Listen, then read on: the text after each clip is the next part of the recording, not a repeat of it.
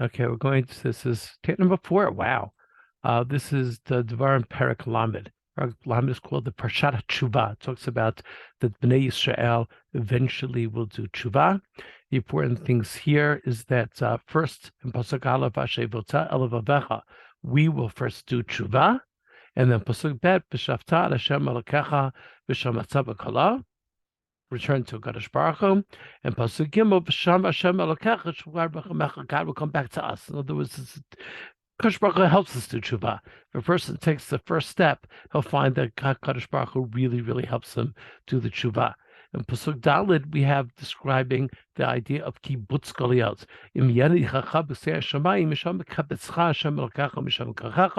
The exiles at the ends of the heaven, Kadosh Baruch Hu will gather us, and that's the idea of kibbutz galiyot. Other psukim to highlight over here are psukim Yud Aleph through Yud Daled. That we hear the Kadosh Baruch Hu tells us this Torah is simpler than you think it is.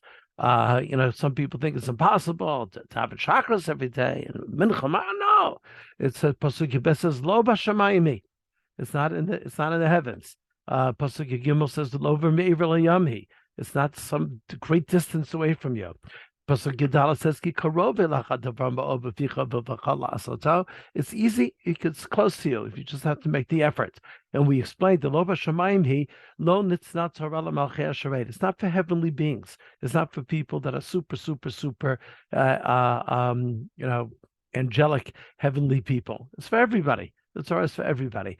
It's not for people in distant lands. In some land, someplace you need it. But over here, we don't need it. No. Everybody can really go ahead and really do it. And then later on, we have the idea of what we call bechira chavshi, that we have free will. We have the directions in front of us. It's our choice which directions we go into. Totally our choice. From here, we did very briefly the very end of the Torah, to the death of Moshe Rabbeinu, and we made two important points over here. So you have here by Yamat Moshe and Pasuk Moshe dies. This is like really important, that we don't view Moshe Rabbeinu as somebody that's not human. He was a human being, and all human beings die. It's true of no human being has lived forever. And that's extremely important that we understand that Moshe was a human being. A pasuk Vav, the Torah tells us, no one knows where he was buried. The reason the Rashi gives is that no one should make his kever, his grave, into avodah zarah. So therefore, no one knows where he's buried. Another idea said is that the death of Moshe and the kever of Moshe could represent the death of Torah. No one should think of that. In other words, Moshe died, but the Torah goes ahead and lives on forever. That is does of Sefer Devarim. We now went on to Sefer Melachim. So we're going to go from Torah, we're going to go to Nevi'im, we're going to scroll down to Melachim, Bet, and this is describing already the times towards the end of Bayit Rishon, of the first Beit HaMikdash, and we started with Menashe. Okay, so a couple of things we made mention of Menashe. He is the son of Chizkiyahu HaMelech, who's one of the greatest kings that we had. We're talking about Melech Yehuda. By this point in time, the kingdom is divided into two, Yisrael and Yehuda. By this point in time, Yisrael has already been destroyed or dispersed by Sancherib, the king of Ashur. So the only thing left to the Jewish people at this point is the part of Eretz Israel, which is known as Yehuda. And here we have Vayas Harab Beinei Hashem, and those are bad things in the eyes of God. And we said the first thing that he does is Vayashav Vayiven Etz Habamot. So the bamot, there's not just high places. The bamots were like an altar, a mizbeach that could have in my backyard. Once the Beit HaMikdash was built, you were no longer allowed to have bamot. Why does he start with this? And we explained this is very, very important, because this is something he could sell to the people. Again, all of a sudden, Menashe wants to rebel. Okay, the people are used to keeping mitzvot. All of a sudden, he says, okay, you know what? I think we should go ahead, and I think we should worship Avodah Zarah. They're not going to listen to him. But Bamot, whoa, everyone liked that. That's a good idea. I don't have to schlep to the base of Mikdash. I'll just have, local korban right in the back of my backyard. There's something you can sell for the people, but from there it came that okay, I need mizbeach, and then mizbeach to this god, and then it just came a slippery slope until that the whole the whole time of Menashe, the 55 years, he brings the Jewish people to a terrible, terrible place. So much so that Kadosh Baruch Hu says, you know what's going to happen is that at this particular time, there's no the Beit HaMikdash is going to have to be destroyed. What we made mention here is that in Divrei Hayomim, Chronicles 2, the Navi tells us that Menashe actually did tshuva. He realized he was actually taken captive by the Babylonians, and there in the dungeons he did tshuva, and he actually was able to come back to Yerushalayim at some point. Now, why this is not mentioned in Malachim, so he gave two possible reasons. Either that his tshuva was not real because it was just out of a sense of distress, because he was in a prison someplace, so he turns his eyes to God really out of no choice, or that it might have been a very real tshuva, but he was not able to affect anybody else. So all the bad that he did, unfortunately, was left very, very much unchecked. From Perach Aleph, we went towards the end to Perach Daled. In Perach Daled, again, we have the next king at this particular point. We started from Pasuk Chet, from Pasuk Chet, and we have Yehoiachin. And Yehoiachin, we said, is taken into exile after 3 months to Bavel. And we said together with Yehoiachin, they took the entire elite part of the Jewish community.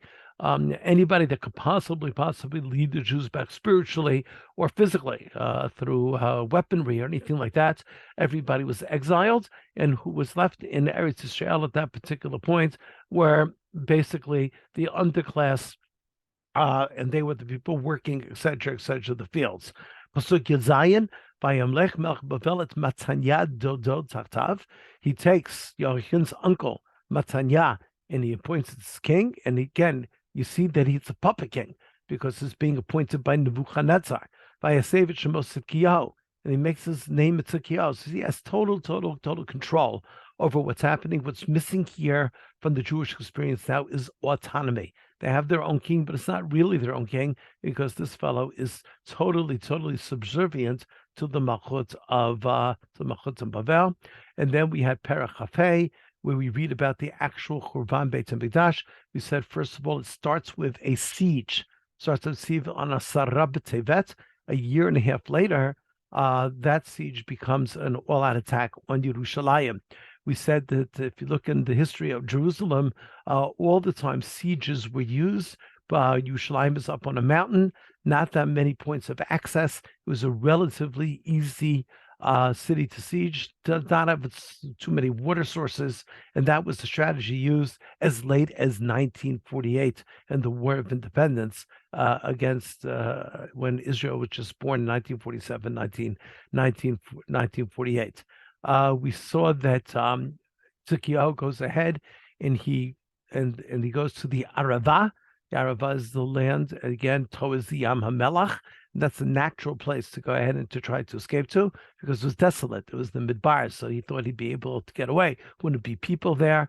However, they were able to capture in Yericho. And then the Beit HaMikdash is actually destroyed. From here, we went to Sefer Yirmiyahu. Let's go from Malachim to Yirmiyahu. And we went to Perek Aleph, and we met Yirmiyahu, and we said that Yirmiyahu, there were two things that were true about Yirmiyahu, which were also true about Moshe Rabbeinu. The Navi tells us exactly how long, which kings he was a Navi for. It starts with Yoshiyahu, Yoyakim, etc., etc. We figured out it was 40 years. So the same way that Moshe Rabbeinu was a Navi for 40 years, also Yirmiyahu was a Navi for 40 years.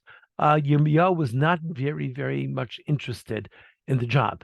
He says, Hineli Yadati Daber. It doesn't mean he had a lisp. It doesn't mean he couldn't speak physically like Moshe Rabbeinu, but Kinara Nochi. He said, I'm just a kid. In other words, I don't have that sort of, I haven't earned my stripes at all. Moshe Rabbeinu earned the stripes. People knew who he was. He did fantastic things before he became the leader of the Jewish people. I haven't done anything like that. So he did not want to. He did not want the job. God says, take it anyway. Just like Moshe didn't want the job, Yirmiyahu doesn't want the job. And then eventually, Pasuk Yud, what convinces Yirmiyahu to take the job is he says that, okay, I have commanded you, appointed you over the kingdoms to uproot and to crush, destroy, to demolish, but to build and to plant. You're not just here to go ahead and to predict gloom and doom.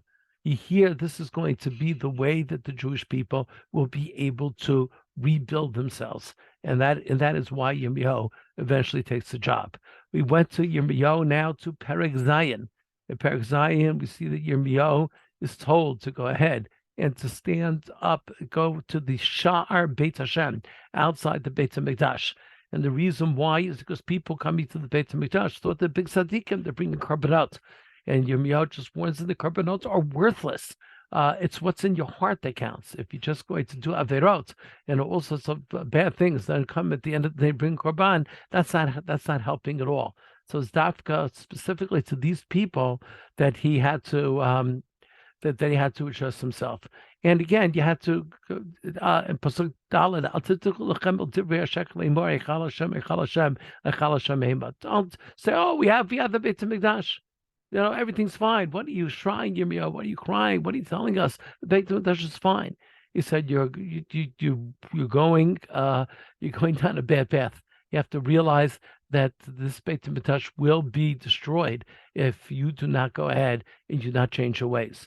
We highlighted here as well that Yirmiyahu goes ahead and references Shiloh. Shiloh is where the Mishkan was. The Mishkan stood for 369 years. The Mishkan already have been destroyed hundreds and hundreds and hundreds of years before. But he goes ahead and he says to the people, look, what happened to Shiloh is going to happen to the Beit HaMikdash. Because again, when you tell people it already happened once, hopefully they're going to listen. So he references that to Shiloh. And at the end, he also says, the same way that the other 10 tribes have been dispersed, that's what's going to happen to you. So again, he's trying to warn them on the basis of things that already had happened.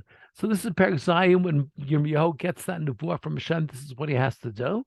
He actually goes ahead and takes care of business in Perek Vav in 26. And here we have him going outside the Beit Hashem, outside the Beit HaMikdash, telling people, guys, this is it. Now, people did not want to listen to him. The Kohanim and the Nevi'im, especially, because they had status with the Beit HaMikdash. So they didn't want to listen to him, and they basically said, "You're Navi Sheker." Look at Pasuk Tet. What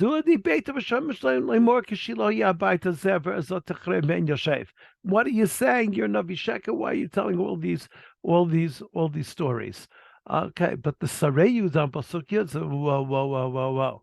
Wait a second. You know, we should really go ahead and we should really listen to him a little bit more carefully. And so you have this back and forth between different groups in the Jewish people. Some say Yirmiyahu should be taken seriously. Others said that he is a Navi, he is a Navi Sheker. So the people that were in favor of Yirmiyahu referenced Micha Navi. Micha was a Navi during the times of Chizkiyahu. And he also told Chizkiyahu, if we don't do tshuva, the Beit HaMikdash is going to be destroyed. Sion Sadet Techaresh. It's going to become a plowed field. Yerushalayim iyim tiyeh v'harabait l'vamot ya'ar. And did Chizkiyahu kill him? No, Chizkiyahu listened to him. And he got the people back. The people on the other side said, there was Uriah ben Shmayahu. He also came with such a nevuah. And what did Yoakim do? He just killed them. He was a Navi Sheker. We killed him. And that's what should be done to Yirmiyahu as well. So you see, they have this machloket within the Jewish people as to what should happen. From here, we go to Sefer Yechezkel. Yechezkel, again, he is also a Navi at the same time as Yirmiyahu. It's the times of Churban Bayit Rishon, but he is already in Bavel. As part of the Golutz of Yoyachin, he is already in Bavel. And within Sefer Yechezkel, as we do in Sefer Yirmiyahu as well, different places, there are nevuot of hope as well. So Perak Lamed Vav deals with the very interesting relationship that the people have with the land. That when we are not on the land, somehow the land does not give forth its fruits. But when we come back to the land, all of a sudden the land prospers again. And this is very, very, very important because when we know, if we look at Pasachet, Vatamare Yisrael, Ampen Titenu, Upirchem Tasu, La Ami Yisrael, Kikervu Laval, right? You produce and bear fruit for my people. And that, of course, is what happened when the Jewish people came back to this land in our own times. We're going to try to build a parallel between what happens when the Jews return after the Churban Bayit to when the Jews returned in the end of the 1800s and beginning of the 1900s, and our return. And then suddenly the land goes ahead and the land responds. Then we came to Yechezkel 37. In Yechezkel 37, we have the two nevuot, one of which maybe we can really identify with, of the Atzamotei Vishot, of the dried bones. We said that it was Shevet Ephraim who tried to escape from the Jew from Mitzrayim early, and we have the whole nevuah. They come back to life. We learned that there were two opinions, whether this is just a metaphor or whether this actually happened. There's machlokin in the Gemara. It was one person says, "What do you mean? It was my grandfather that happened. Here's this tefillin." Another day on the Gemara was, "No, this is just a metaphor of what can happen to the Jewish people." Now, we made mention in our own times, maybe the survivors of the Holocaust could be looked at as these atzamotei veshot. And if you look at Pasuk Bet, I'm opening up your kfarim. And these people had 2 feet in the kever, 2 feet in the grave. I'm going to bring you out of the kever and bring you to Eretz Yisrael. Just unbelievable. Unbelievable. The last part of the parak deals with the second nevuah, which we need very, very badly, where we have the two leaders of the Jewish people, call them the coalition and the opposition, call them what you want. You have Yehuda and you have Yisrael, represented by Yosef, and the 2 sticks, and Yechezkel makes them into 1 stick, with the idea of one day there should be Jewish unity. We may mention that first you have the first miracle of Tkiyat HaMetim, of Atzamotei Veshot. That's easy, because that God does on his own. The second miracle, Jewish unity, is a little bit harder because that involves the people as well. Okay, thank you.